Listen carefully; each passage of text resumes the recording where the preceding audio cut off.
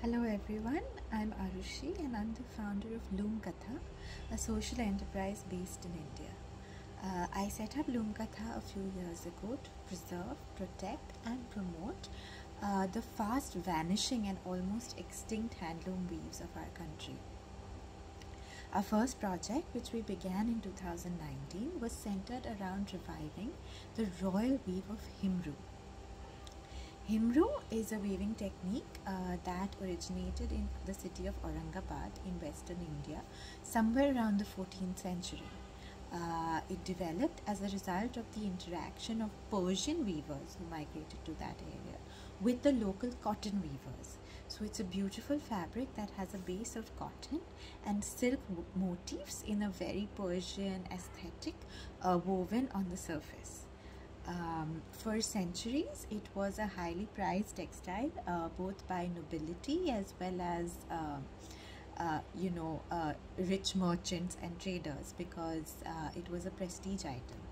And in fact, the famous traveler Marco Polo called it the finest fabric of the Deccan, Deccan being the region where Aurangabad is situated.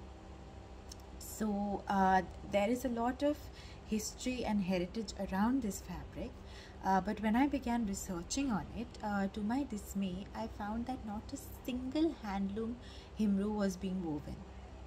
Instead, if you do a simple Google search of Himroo, you will find thousands of entries of cheap power loom bed sheets and bed covers made with polyester and nylon yarns that are replicating the Himroo aesthetic.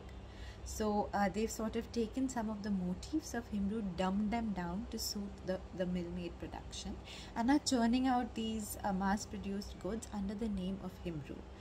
The tragedy being that this is done in Aurangabad itself. So the original weavers, as I started studying, I found that they had stopped weaving. Most of them had passed away in poverty, and there were literally 5 weavers left who were doing other menial jobs. Somebody was driving a tuk-tuk, somebody was working in a shop, somebody was weaving saris, but not Himroo, of a different kind. So it was a dismal situation, but I was lucky to get a study grant from a MNC in the area, and we began to try and see if we can revive these looms. It took us a year, and we could convince only one of the old weavers to come back and weave with us. But he trained more women in this craft, and we were just sort of ready with our first batch of products in March of 2020 when COVID happened and the entire country went into a lockdown. Our MNC supporter had to divert their funds towards healthcare objectives, and we were left with a small basket of products, a small group of weavers, and nothing.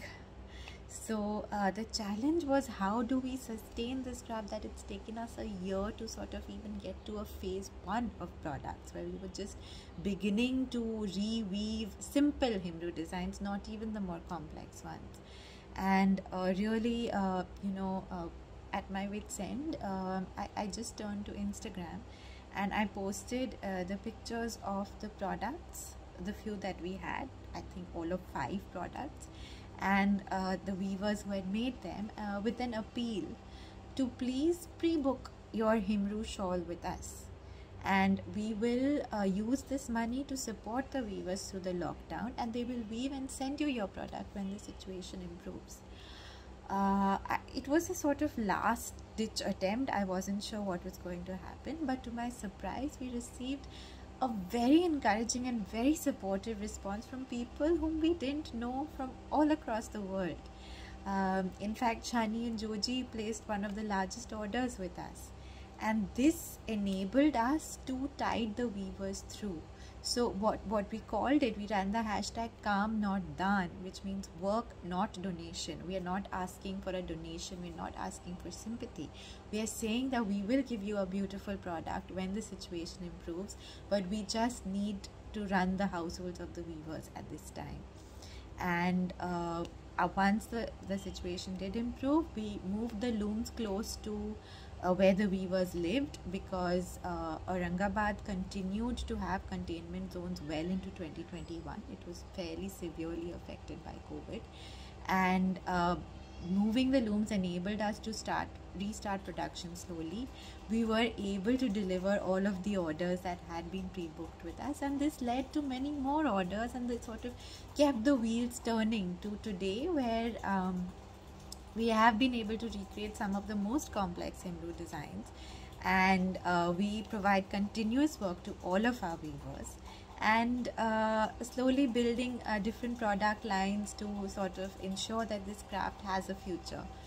Uh, so yes, so I think the lockdown was our biggest challenge, but it also became our biggest proof of concept that the story and the work we were doing was so important and so powerful that completely unknown people took a bet on us.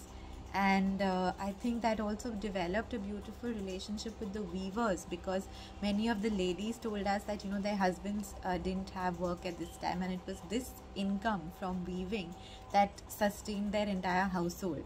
So it gave them a sense of purpose, a sense of pride, a sense of value for the work that they are doing. And we've been able to continue that now 2 years hence, where like I have this beautiful product that I wanted to share with you. This is a vintage Himroo design that we found in the John Watson textile volumes that the British documented in the 19th century, and this swatch is from there, which we recreated. And we're now thinking of products beyond the core Himroo shawls, because as our production volumes increase, not everybody is going to invest in a very expensive Himroo shawl, because it takes 2 weeks for one shawl to be woven. So we're thinking of new ideas, we're thinking of smaller products, we're thinking of things that people who just admire the textile and who love the product can access, something that the urban customer needs. And I think that eventually is going to take us into our next phase of growth, where we look at it not just as a do or die head above water situation, but where the craft actually thrives. So and I'm very, very happy that I could present this story to you today, and I look forward to your support. Thank you.